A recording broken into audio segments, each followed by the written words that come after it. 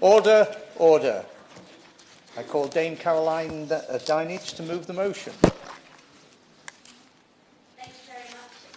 It's a great pleasure to speak under your chairmanship, and I'm really grateful to have been allocated this parliamentary time to discuss the very important issue of autism and learning disability training for education staff. This debate comes in response to 3 e-petitions: 639050, which calls on education staff to be required to have trained in learning disability and autism, which has received over 69,000 signatories, Mr Vickers; petition 638530, which calls for mandatory training for teachers in ADHD and autism, which has 1,500 signatures; and petition 634534, which has over 16,000 signatories, calling for training on neurodiversity for university staff. I'd like to take this opportunity to thank everyone who took time to sign these petitions. These are clearly issues that are of huge concern to people across the country. And I would also like to thank the nearly 3,000 people, Mr Vickers, who contributed to the Commons Engagement Team survey and gave their views on more education staff training. Some of the stories that they have shared with us have been exceptionally troubling. I'm so grateful for the time and effort that has gone into communicating them, in some cases sharing very painful experiences. There are currently around 200,000 autistic pupils in England, and nearly 75% of them are in mainstream schools. But according to research carried out by the National Autistic Society, only a tiny proportion, just 26% of autistic pupils, feel happy at school. 3 in 4 parents or carers, that's 74%, said their child's school place did not fully meet their needs. And 1 in 4 parents, more than 1 in 4 parents, 26%, waited over 3 years to receive support for their child. Autistic children often speak of feeling misunderstood, of school being a place where there is bullying, where there is loneliness. We know experiences like these lead to issues with mental well-being, sometimes self-harm, lack of self-esteem and self-confidence. And the responses to the engagement survey starkly support the claims that autistic children do not always have a positive experience at school. In fact, in some cases, where this goes badly wrong, autistic children don't solely miss out on their education, Mr Vickers. Their experiences can haunt them throughout their lives, stealing their future prospects, leaving them struggling to get into or stay in the workplace, and driving very distressing health impacts. These detrimental effects can continue well into adulthood. Deborah, the mother of one autistic child, said that after 9 years of experiencing the school system, she removed her son completely and started home education so that they could mend his mental health after school-caused trauma. One mother told us of the huge emotional impact, which led to serious mental health issues and withdrawal from both education and society as a whole, Mr Vickers. She stated the experience her child had led to isolation, complete withdrawal from any form of education, and reluctance to interact across all levels of society. And the National Autistic Society's Education Rights Helpline have seen a huge spike in calls related to college and university education. On that point? Of course. And the Honourable Lady for bringing this forward. The interest in all of us here, because we have a particular interest in autism, I know others have a personal interest in it, by the way, but we're here to support the Honourable Lady. Back in 2020 in Northern Ireland, the former Education Minister, now Lord Weir in the other place, published an enhanced autism training programme for Northern Ireland. One of the things that gentleman asked for, because the Honourable Lady referred to universities, and I think it's important, not all autism is with children. Does the Honourable Lady agree that the same considerations from that report must be given to colleges and universities too across the UK to ensure that older students who perhaps suffer from autism have the same support as those in schools? I think the Honourable Lady's answer will be yes, but I'm very curious to get her point. Thank you. Well, the answer is totally correctly, Mr Vickers, and as ever makes a really important contribution to this debate. That's why we are discussing the petition about students. 16,000 people, over 16,000 people signed that petition saying that university students needed to be included in that. The education needs to go up as far as university lecturers and other university staff. So. Can I start by saying, before we go any further, Mr Vickers, that this is not a problem with teachers per se. This debate is not about attacking the teaching profession. It's not meant in any way to undermine or criticise teachers and other education professionals. We know that teachers up and down the country do a remarkable job, a very important job, and in many cases, sometimes in increasingly challenging circumstances. They are very passionate about supporting their pupils. They want to give them the very best possible educational experience, and they want to give them the best life chances, but they need the right support to do that. This debate is about making sure that they are given the very best tools and advice they need to give autistic and neurodivergent children, children with a learning disability, in fact, all the students they care for, the very best possible support and the very best possible chance to have a happy, healthy and safe learning environment. My honourable friend give way. Of course. I'm very grateful, Mr Vickers, to my honourable friend for bringing this debate to Westminster Hall and bringing together these petitions. Would she agree with me that we already have a precedent in last year's Health Act, which finally mandated training for health and social care professionals using the Oliver McGowan training programme? And we have, with the Autism Education Trust, already a potential model that could strategically be rolled out so that we replicate the approach we're taking in health and social care in all fields of education. Thank you very much, Mr Vickers. Well, it's almost as if he read my mind, and I will come on to talk about the Oliver McGowan training in a bit, and I'm grateful that he endorses that training as well. He speaks with enormous experience and passion on this subject. He's the chair of the All-Party Parliamentary Group, Mr Vickers, and I'm grateful for his endorsement. So, we're already told that there is training on this, and I'm sure that the Minister will reiterate that. However, a report by the National Autistic Society showed that just 1 in 7, 14% of school teachers have received any form of autism training. Rachel, as SEND Learning Support Assistant, said that she had not really received much training. When she started, she was thrown in at the deep end. These are her words. Everything she knows is mainly based on her experiences of working with SEND children, not the training. Yet the survey responses show that where teaching and support is right, it can have a game-changing and enduring impact on the education and the life chances of neurodivergent pupils, in some cases supporting them all the way through university and building them up for their adult lives and their careers ahead. What deeply concerns me, Mr Vickers, is that further research from the National Autistic Society showed that while 87% of teachers surveyed said that they feel confident or very confident supporting autistic pupils in the classroom, findings from a 2021 report showed that 7 in 10 autistic children and young people said that school would be better if more teachers understood autism. And 54% of autistic students said that having teachers who don't understand them is the worst thing about school. Now, this is a problem. There is a clear and sizable gap between how teachers think it's going and how autistic children and children with a learning disability actually feel. And this is the vital point. It's vital that we bridge this gap, and it's simply not fair on either party if we don't. All children deserve to have the very best possible experience in the classroom, the best opportunities to learn and fulfil their potential, of course. Which I would give my very strong support. Would she recognise the experience that many of my constituents have of young people waiting maybe 2 years for an EHCP and a diagnosis?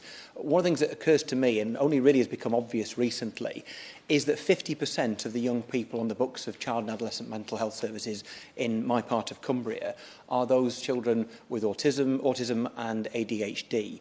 And it turns out that via the NHS, the local ICB, there is literally zero funding for that service to support any of them, therefore slowing their ability to get the care that they need and the support they need in the classroom, but also therefore affecting all young people, some with neurological issues and some without, who need support for eating disorders and anxiety and what have you. Isn't it time that the NHS funded CAMS specially enough appropriately so that young people with neurological issues can get the treatment, the diagnosis that they need?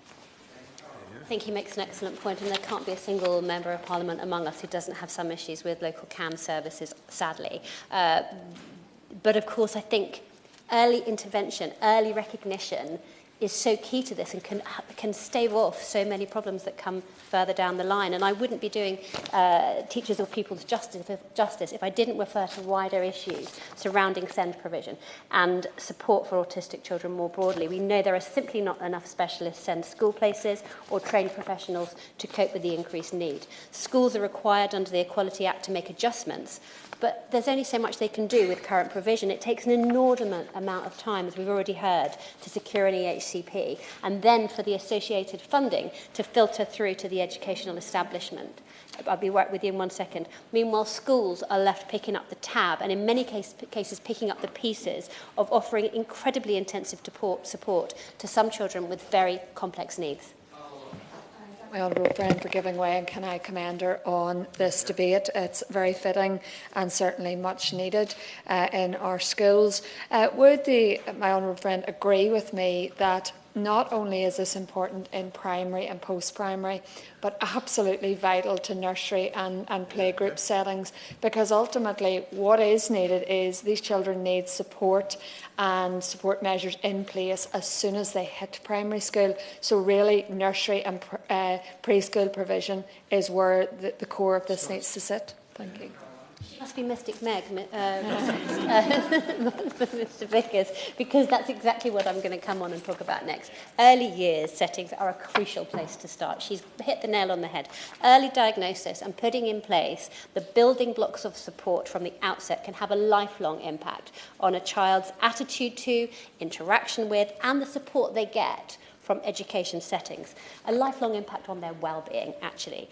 If all education and care staff, but particularly in the early years settings, successfully underwent the right training, children who required extra support and assistance would be identified sooner and would stave off some of the issues we've heard about. A teacher we heard from, Helen, said that during her time in teacher training of 4 years, half a day was spent covering special educational needs. This leaves teachers ill-equipped to support a growing percentage of their classes. Now, I'm sure the Minister will tell me about the training that's already provided. I expect he'll tell me that the government has published its special educational needs and disabilities and alternative provision improvement. Not that I'm trying to interpret his speech for him. And about all the increased investment, over 10.5 billion in SEND by 2024-25, the Universal Services Programme, 12 million of funding, and that 1.4 million has been available for the Strategic Priorities Grant to support students who are at risk of discontinuing higher education studies. These numbers have very little meaning to those in the cyclone of the system if they don't filter through to meaningful improvements on the ground. So this is what I'd like to know from the brilliant Minister. What assessment his department has made of the full picture of both learning disability and autism training for education professionals. What level of understanding he has, not only of the quantity of training, but the quality. What conversations has he had with some of the excellent charities in this space, but also the teachers, the parents, the children who actually live it, the experts by experience. To what level can he confidently tell me that all education professionals have the confidence to teach neurodivergent children and children with learning disabilities so that their needs are met and their potential realised? And to what extent is the experience of students and their carers taken into consideration? Mr Vickers, you've already heard about this. During my time as the Minister of State for Care in the Department of Health and Social Care, I started work on introducing the Oliver McGowan mandatory training for all health and social care staff. This became law as in the Health and Care Act of 2022 and is the government's preferred and recommended training now for health and social care staff. The training is named after Oliver McGowan. Oliver was a remarkable young man whose tragic and completely avoidable death, aged just 17, shone a light on the need for health and social care staff to have better skills, better knowledge and better understanding of the needs of autistic people. It came about because I had a meeting with Paula McGowan, Oliver's incredible mum, who courageously shared the family's unimaginable experiences with me and has been just a relentless advocate for the change that needed to happen. And as almost testament to that, it's an honour to have Paula here today, having travelled all the way from Australia just for this debate. Since November 2022, when the initial rollout began, over 1 million people have completed Oliver's training, the first part. It's already received significant international interest from Canada, from Australia, from the Republic of Ireland, and as a result has been made available, Mr Vickers, on an e-platform. The initial feedback is incredibly exciting and shows a significant increase in participants' knowledge, confidence and skill. 88% of participants said they feel confident they can communicate with people with a learning disability and autistic people, and 84% of participants feel more confident in their work. The most significant thing about the training is that it is co-delivered with trainers who are autistic or learning disabled, and they're paid for their time. These are experts by experience. They are able to give health and care professionals first-hand insight into how to listen, how to act, and how to get this right. It's, of course. Thank you for giving way. And I think she's making an excellent speech, and I thank for highlighting the wonderful training that is now being rolled out. I also wanted to bring to attention of the House, through my role as chair of the All-Party Parliamentary Group for Disability, some work that we were doing with the Codwell children and their International Children's Centre, and the hope that they have that they can also augment some of the work that's been undertaken in the UK in order to provide timely diagnosis and holistic assessment for children with autistic spectrum disorder. And just to put on record our thanks to Trudy Beswick for leading that wonderful centre and taking that work forward. I'm first of all very pleased to see her on this side of the House. She does a brilliant job as the chair of the APPG for Disability, and I'm very grateful for her taking the time to make that commendation today, Mr Vickers. It's following the success of the, I will conclude very quickly, it's following the success of the Oliver McGowan mandatory training that Paula has started a petition calling for all staff in educational settings to have similar mandatory training on learning disability and autism.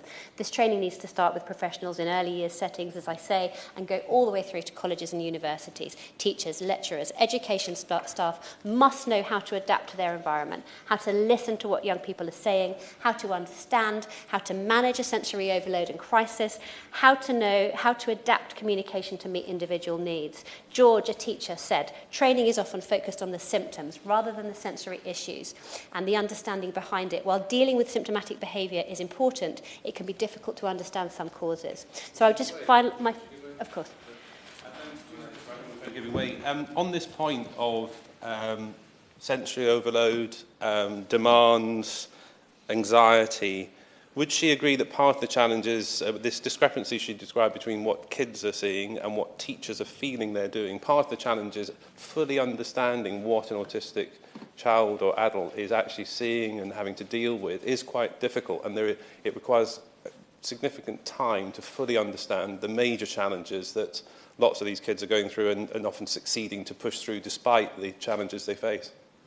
It's an excellent point, and also I think it's worth pointing out that sometimes the behaviours that autistic children in particular can demonstrate can be very different. Autistic boys in the classroom will behave very differently from autistic girls who might just sit at the back very quietly, mirroring behaviour, struggling inside and not having the support that they need. It's really, really important.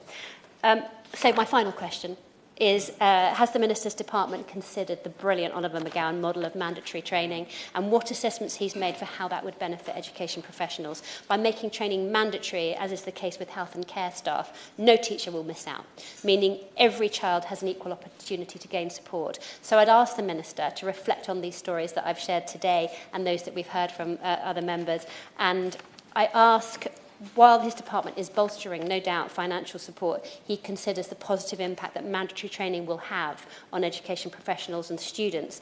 The success has been immediate and really game-changing in health and care. I know it's got similar potential for children and young people's education. Yeah. I notice from two members that they wish to contribute to the debate. I will be calling the front benches from 5:07, so if they could, members could bear that in mind. The question is that this House has considered autism and learning disability training for education staff. Barbara Keeley. Thank you, Mr Vickers, and I'm very pleased to speak in this important debate with you in the Chair. And I congratulate the Honourable Member for Gosport on securing this debate and the way she's just opened it.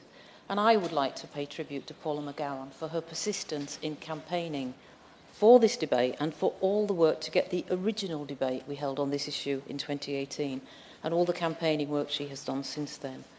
Paula has campaigned to secure around 70,000 signatures on this petition, and so it's very good that we can discuss the Oliver McGowan mandatory training programme again today. Her work has been instrumental in raising awareness of how we treat autistic people and people with learning disabilities in our health and care services, and I pay tribute to her today for that work.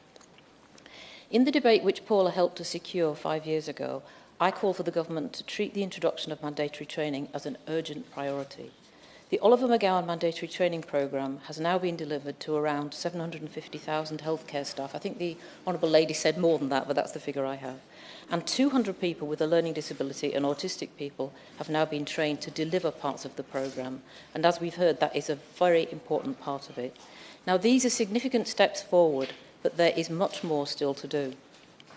Oliver's case illustrates the degree to which people with learning disabilities and autistic people do not get the healthcare treatment that they should expect from a civilised, compassionate society.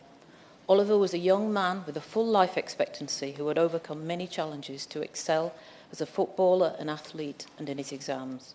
He was let down repeatedly because clinicians simply did not understand the nature of his autism. With better awareness and care adjustments, his death could have been avoided. Now, the petition on mandatory training, which we're discussing today, recognises the role of teachers and schools in offering support to children and young people with a learning disability and autistic young people. Rolling out of training on learning disability and autism is likely to have a significant benefit for raising awareness of learning disabilities and autism in the education sector. Now, the government's response to the petition states that head teachers should use their professional judgment to identify any relevant further training for teachers. But the rollout of further training for education staff is clearly needed, because research by the National Autistic Society shows that 86% of secondary school teachers had received just half a day's training on autism. And 3 in 4 parents or carers of autistic children feel that their child's school does not meet their needs. One of my constituents, the parent of a boy aged nearly 5 who is showing traits of autism, told me about the struggle to get him support.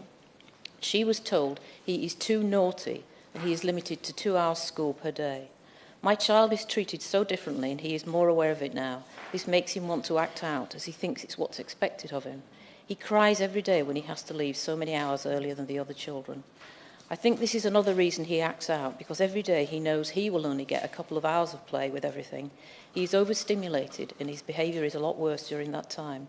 If he had time to settle down and a proper routine at school, he would be calmer and his behaviour would be a lot better as it is at home. I worry that if he doesn't receive the support he needs now, school may be a lot more difficult for him in the long run. Mandatory training on learning disabilities and autism for education staff could help to improve the situation for children and young people, as it undoubtedly has been doing for health and care staff since it was rolled out. Yes? One of the challenges for autistic kids seems to be that many people they're interacting with in the school system who haven't received the training that my right honourable friend's been talking about are being treated in a behavioural context. Would she agree that even persuading teachers or people interacting with kids that these children is nothing to do with behaviour, the reason why they're acting in the way that they are? For giving way for making that intervention. It's very much the case that I've just given, that the parent of that 5-year-old boy is told that he's too naughty to have more than 2 hours of school a day, and that's disgraceful, absolutely disgraceful. It's not a behavioural problem if it's autism. I want to touch on education and healthcare plans because I think they're another important source of support.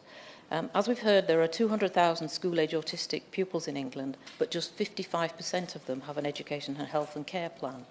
The government's investment plan for children with special educational needs and disabilities claims that this is a priority area, but the National Autistic Society said there is little substance in the government's plan on reducing weights for a child's education and healthcare plan. Concerningly, there have also been reports that the government has signed a deal with a consultancy aiming to reduce targets for education, health and care plans by 20% for 55 local authorities as part of a Delivering Better Value in Special Educational Needs and Disabilities programme. The consultancy firm was tasked with reducing cost pressures on local authorities by targeting a 20% reduction in new education, health and care plans issued. And I think it's painfully ironic that the design of this so-called value for money programme seems to have cost the government nearly £20 million in consultancy fees to Newton Europe. It's also painful to understand that the government sees education, health and care plans as cost pressures to be managed down and not a vital provision which sets out the education provision that children with significant needs must receive by law. I want to thank you for making it and for being so generous. It seems to me that the way, even if we didn't put an extra penny of funding, that we should, into supporting young people with autism spectrum disorders, if we spent the money more intelligently, more fairly, we would do more good. And that we have a situation where schools that do the right thing and will accept young people with autism and indeed other specific learning difficulties and what have you, they are funded only once they get past the £7,000 threshold. So schools that do the right thing are having to spend out of their own coffers to support those children, and those who somehow dodge the bullet, so to speak, end up being financially rewarded. Isn't it wiser that we spent money to support those schools who are actually supporting the children? And I do believe that local authorities must be supported to fulfil their statutory duties to children and young people, just as schools and colleges too, that's a continuation, isn't it, must access the training necessary to become genuinely inclusive, and that's what we want to see. As an MP, I raise many cases of parents and carers of children who have a diagnosis of autism or are seeking one and are being failed by the schools they are attending, yet it is such a fight to get an education, health and care plan for them. One of my constituents is the parent of a girl with complex special educational needs and disabilities who had to battle with the local authority to get an education, health and care plan for her daughter. My constituent told me this about the battle she has had. My daughter only has access to large mainstream secondary schools, which is unacceptable for a child with such complex needs. I have provided all evidence, cooperated fully in repeated medical evidence, and wrote lengthy information. They have all the information, and I'm now going to mediation and appeal. This process has taken over a year. I am exhausted. This is not good for anyone.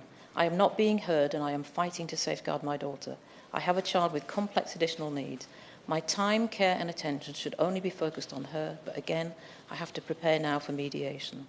Now, I supported my constituent to get the plan for her daughter, but it took a long time, and she ended up being out of school for the first 6 months of secondary school. Mr. Vickers, I think it's crucial that we have better support for autistic pupils and pupils with learning disabilities.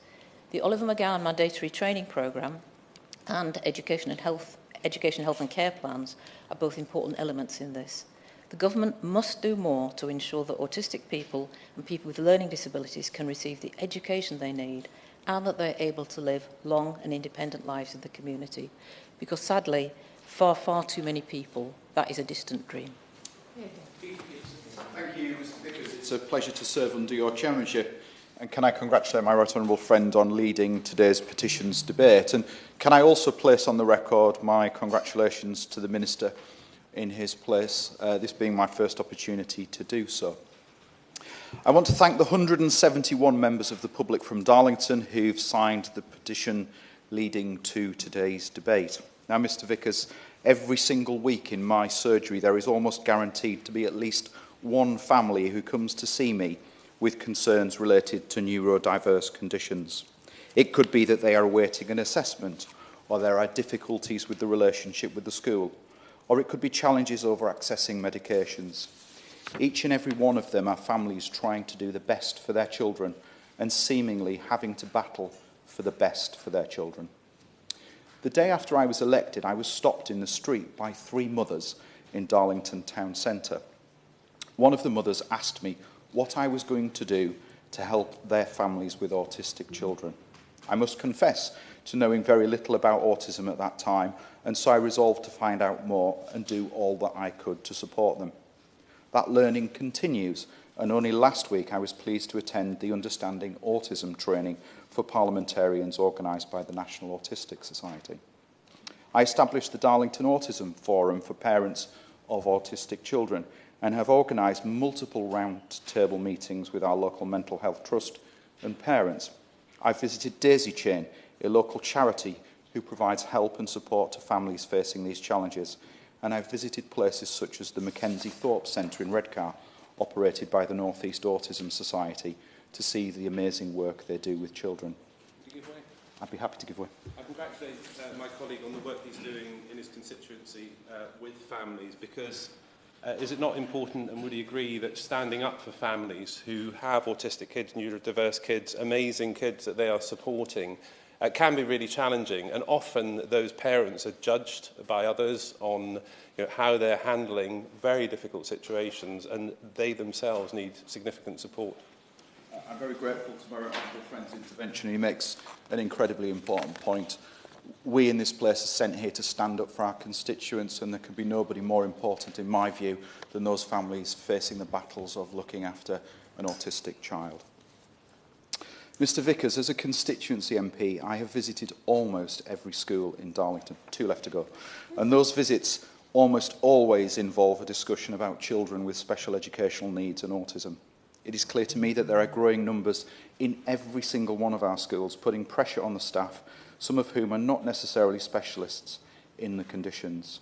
However, Mr Vickers, I must single out Red Hall Academy in Darlington, which recently secured funding to expand and provide an SEMH specialist centre called Strive.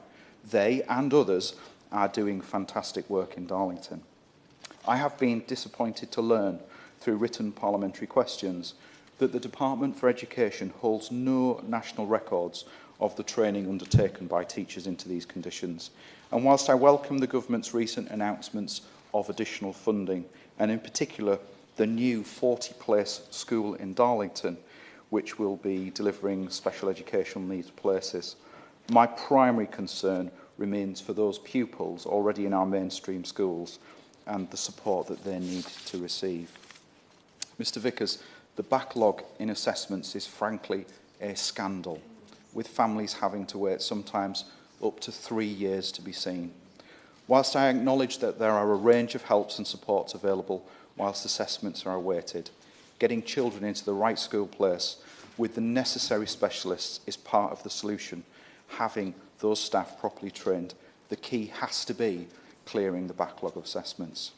Today's debate provides an opportunity to put on the record my support for improved and expanded training for our hard-working teachers on neurodiverse conditions, and I look forward to the Minister's response to this very important debate.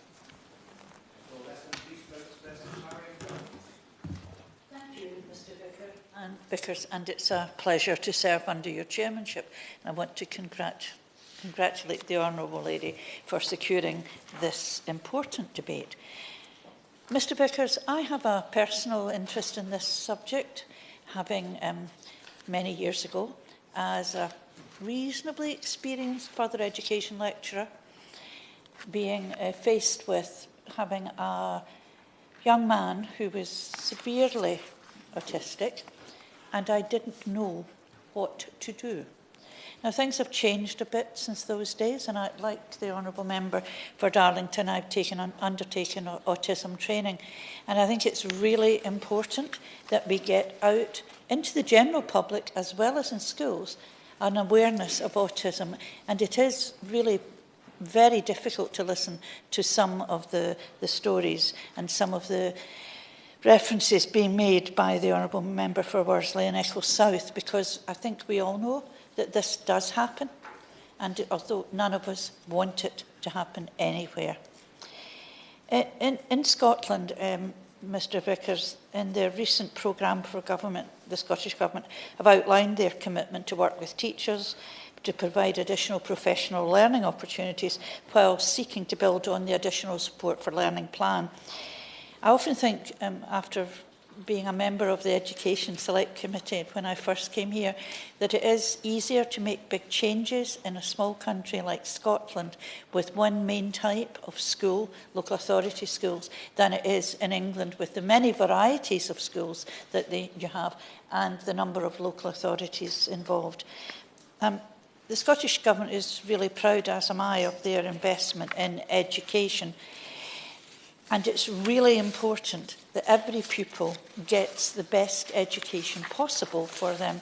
And that's why in Scotland there is a national neurodiversity neurodevelopment specification for children and young people.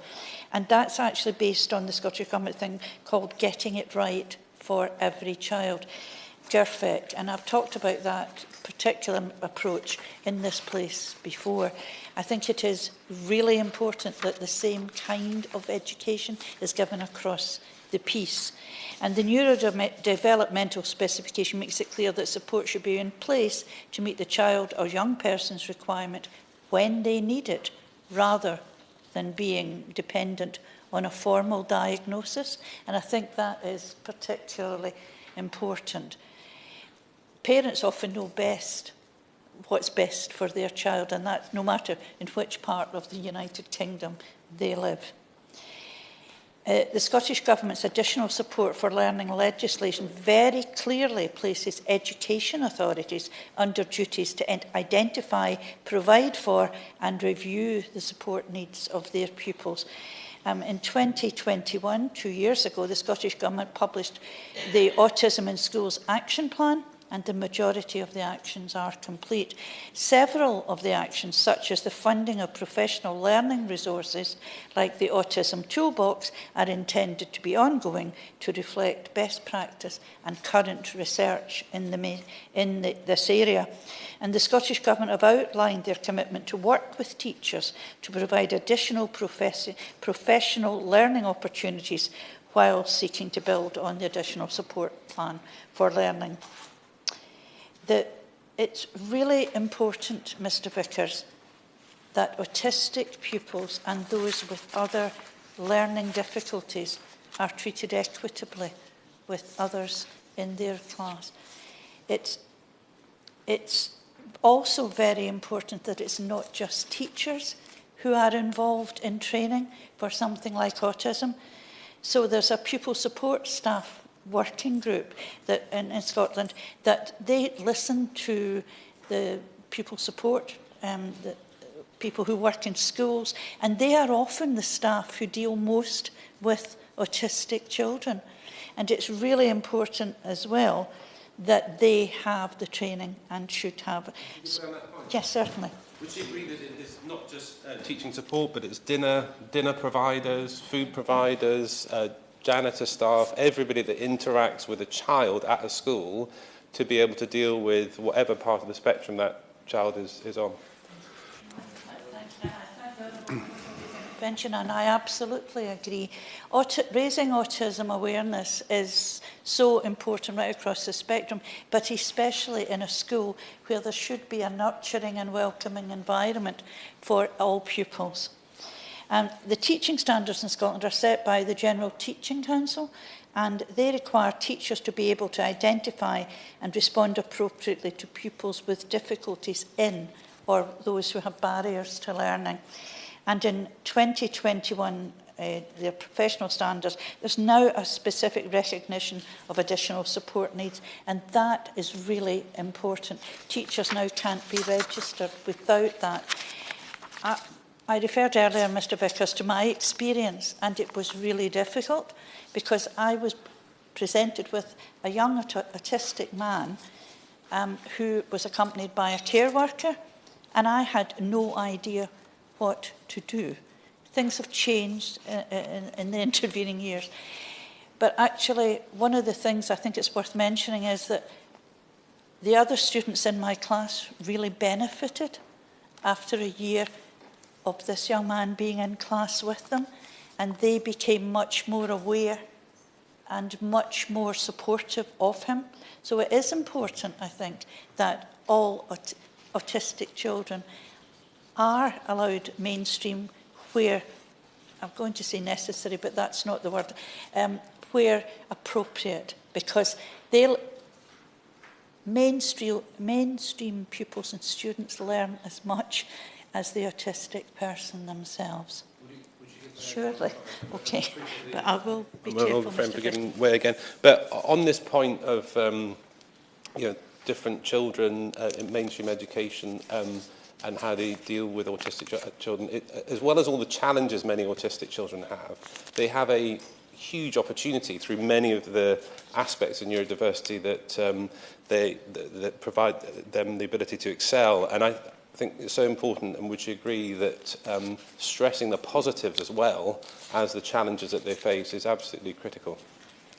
I find it strange to be so much in agreement with a member from the other side, but I am in this instance absolutely in agreement.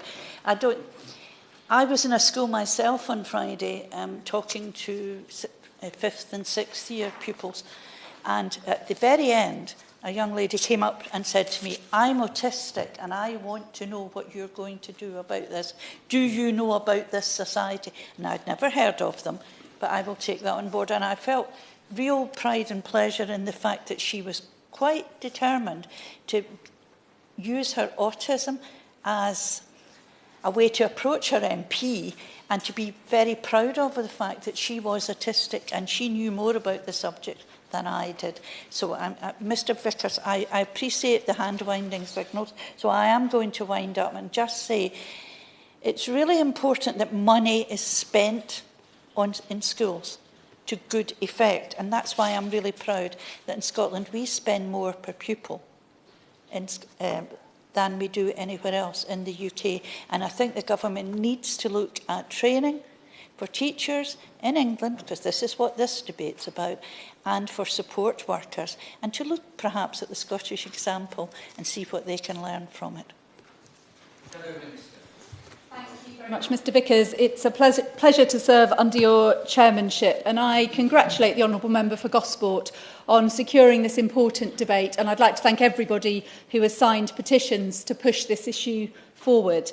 I'd also like to welcome Paula McGowan to Parliament today and to say thank you to her for all of the work that she has done to campaign for better training for staff in the NHS and social care who are working with autistic people and people with learning disabilities in the name of her son, Oliver.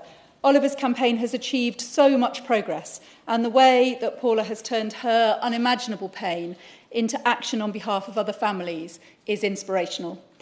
I'd also like to thank all honourable members who've spoken in this very consensual debate today. My honourable friend, the member for Worsley and Eccles South, spoke from her great experience and long commitment to improving the lives of autistic people and people with learning disabilities, and highlighted very clearly some of the concerns about current government policy expressed in the Send an AP improvement plan, and in particular the explicit objective of reducing the number of EHCPs. The Honourable Member for Darlington spoke about the important work that he is doing to support his constituents in Darlington, but also the backlog of assessments, which I know is an issue in many parts of the country, and the lack of support for children in mainstream schools. The need for better training for education staff working with children and young people who are autistic or who have a learning disability is really clear. The presentation of children with autism has doubled between 2015-16 and 2022-23, and the number of children with an education, health and care plan has more than doubled for autistic children and is up by more than a third for other SEND diagnoses in the same period. When my oldest daughter was in primary school, she had a friend who I'll call Paul. Paul was autistic and he was high functioning. He could do really well at school if his social and emotional needs were properly met. What I witnessed over the 7 years of Paul's primary school journey was the extremely high extent to which his whole experience at school was determined by the level of understanding that his teacher had of his social and emotional needs. In a school year where the teacher understood that Paul became extremely anxious if there was a change in routine or if things had not been properly explained to him, and took steps to avoid this from happening, Paul flourished at school. But in a school year where the teacher didn't understand Paul's needs as an autistic person and treated him simply as a badly behaved child, Paul's mum could be called to the school multiple times in the same week to collect him early. Paul became more and more anxious about going to school, and the whole year became a disaster. There are many schools and colleges which work really hard to ensure that their staff are well equipped to work with children and young people who are autistic or who have a learning disability. And there is a lot of really good practice. I want to pay tribute to the incredibly dedicated workforce who provide specialist support to children and young people with autism and learning disabilities and help to make school a place where they feel safe and understood. But in the absence of both leadership and resources from the government, parents all too often face a postcode lottery. Paul's story is being repeated in education settings all across the country, and it is borne out in the persistent absence figures. Persistent absence from school is shockingly high across the board at present, with 22.5% of children missing 10% or more days of school in 2021-22. But it is significantly higher for autistic children at 32%, and even higher if we look at children with a SEND statement or EHCP at 36.9%. This is a shocking and completely unacceptable situation. What it means in the day-to-day is that thousands of pupils are not having their needs met by mainstream schools. But it is little wonder when we see that the teacher training and CPD curriculum has not developed to keep pace with the rising presentation of autism and SEND needs. We are quite simply not equipping teachers to meet the needs of every child in their classroom. While some teacher training courses offer the opportunity for students to develop further skills for working with pupils with SEND and autism, this is not consistent, and it's entirely possible to qualify as a teacher and start work in a school with only the most cursory knowledge, which is not then supplemented or reinforced by further training or CPD. Schools across the country are struggling to recruit SENCOs and SEND teachers, and there is a national shortage of educational psychologists working in the state sector. We cannot debate the need for autism and learning disability training for education staff without mentioning the wider context of the system of SEND support, which is almost completely broken. With parents across the country having to battle for the support their child needs, the resourcing pressures on local authorities causing councils to refuse to fund EHCPs and forcing parents to go to tribunal where 96% of them win. The neglect of the SEND system over the past 13 years has been a shocking failure of successive Conservative-led governments. A Labour government would act to address these problems, equipping education staff to understand and meet the needs of autistic children and children with learning disabilities is an essential step to building an inclusive mainstream, to ensuring that more children... I'm interested in hearing what the Labour Party would do were they in government. I wonder if she could outline to the Chamber what they would do differently to tackle the challenges of recruitment that the sector faces. I'm grateful to the Honourable Gentleman for his intervention. I'm just about to move on to exactly that. We would ensure that more children can have their needs met and be part of a school community close to where they live. Labour would use the funding from ending the tax breaks currently enjoyed by private schools to recruit 6,500 new teachers, including SEND specialists, alleviating the current pressures on teaching staff and ensuring that teachers have time for the pupils in their classroom. We would introduce a teacher training entitlement, an annual entitlement to CPD, which could be used to increase expertise in autism and SEND. We will ensure that there is mental health support in every school across the country. And we would change the wider context in which schools are setting their priorities by reforming the Ofsted inspection framework to make inclusion part of our vision for what it means to be a good school. Inclusion would be part of the report card for schools, which under Labour would replace the single word Ofsted judgment. I'm not going to, I'm afraid. I need to stop so that the Minister can come in and so that there's time for the Honourable Member to wind up afterwards. We want to see an increased focus on SEND within initial teacher training and the early career framework, and we will work with leading academic institutions, Teach First and others to ensure that all trainee teachers are routinely equipped to work with children with special educational needs and disabilities and autism. Establishing an inclusive mainstream where as many children as possible can thrive is the first step in reforming the system of SEND support, which has become broken and adversarial on this government's watch.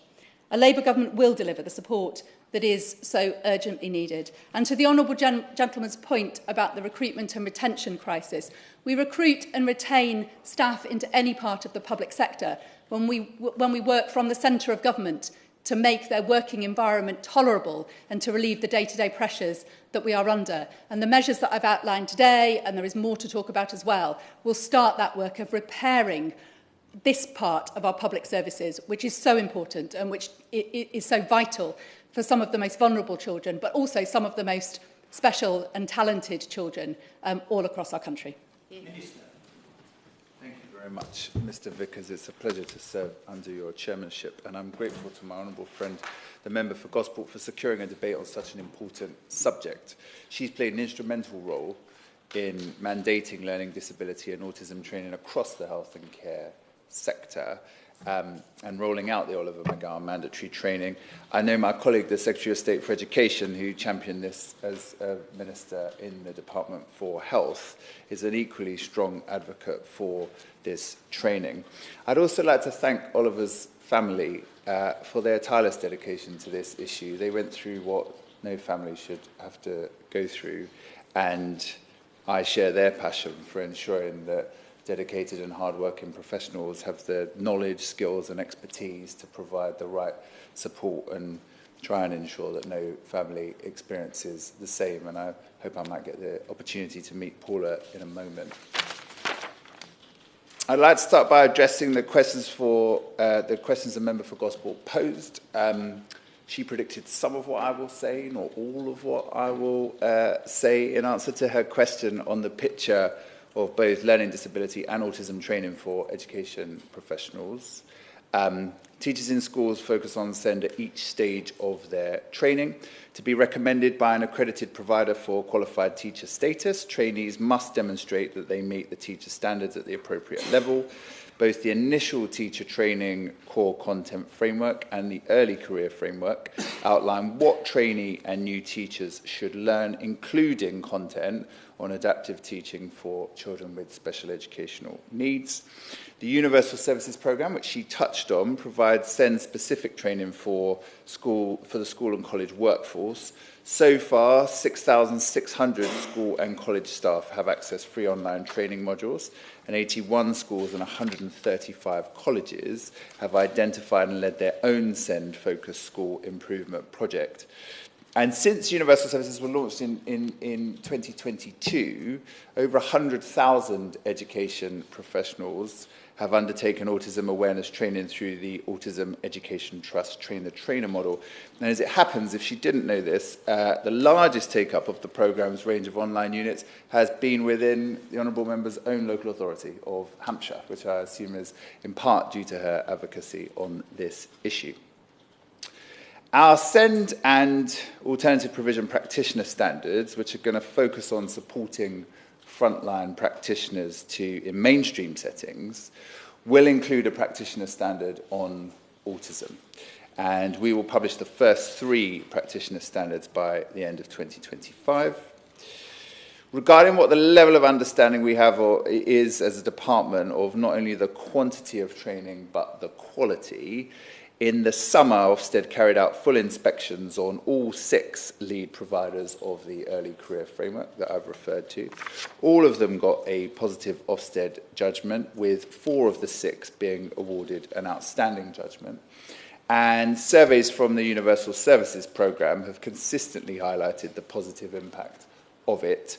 2,300 participants surveyed 3 to 6 months after it found that 98% had an improved confidence in identifying and meeting needs, and 93%, perhaps even more importantly, 93% had reported making changes to their practice as a result of accessing these activities. In terms of the conversations I've personally had with teachers and parents and some of the excellent charities in this area, I've had quite a wide range of conversations, both as a constituency MP, because I visit a school in my own area pretty much every week, and the issue of parents not getting the support they should in Oxfordshire for their children with special educational needs has been the top 2 things I'm written to about in the last 18 months. So I have had lots of conversations with parents, teachers, and charities before I got to this role, and in this role I've made a number of visits around the country and had lots of meetings with different charities on this. I think the voice of parents has been incredibly important in elevating the status of this issue, more so even than the voice of schools or government or local authorities, actually, because it's parents who very articulately describe what feels like a war of attrition to try and get the support that they need for their children, which any parent would wage, but no parent should have to. On the confidence of professionals to teach neurodivergent children and children with learning disabilities so that their needs are met, our school and college panel survey indicated just over half of schools agreed that they were able to effectively support pupils with special educational needs. And the February 2023 Parent, Pupil and Learner Survey found about 60% of all parents were confident in the school being able to meet their child's needs. Now, my honourable friend did touch on the fact that the National Autistic Society and Ambitious About Autism have reported 87% of teachers surveyed felt confident supporting autistic children in the classroom. That's a very high figure, but I accept what she says, that their confidence may not always be the experience that children and their families are having. And so we're exploring opportunities to build teacher expertise by reviewing the initial teacher training framework and the early career framework, which we will conclude by the end of this year. And in the early period of 2024, we intend to publish what more we will do to support trainees and early career teachers to be more confident and have the most up-to-date evidence that should inform their practice. SENCOs, of course, play a vital role in setting the direction of their school and coordinating the support that children with special educational needs need. And we want to invest in their training, which is why we've developed the new National Professional Qualification for SENCOs, which will come into force in the autumn of next year. This is going to play a key role, we hope, in improving the outcomes for children with special educational needs in schools.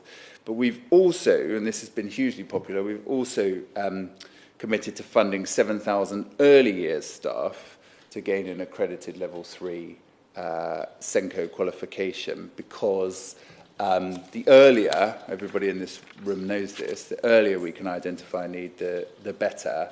And this programme for the early years workforce has, as I say, been hugely popular with the sector.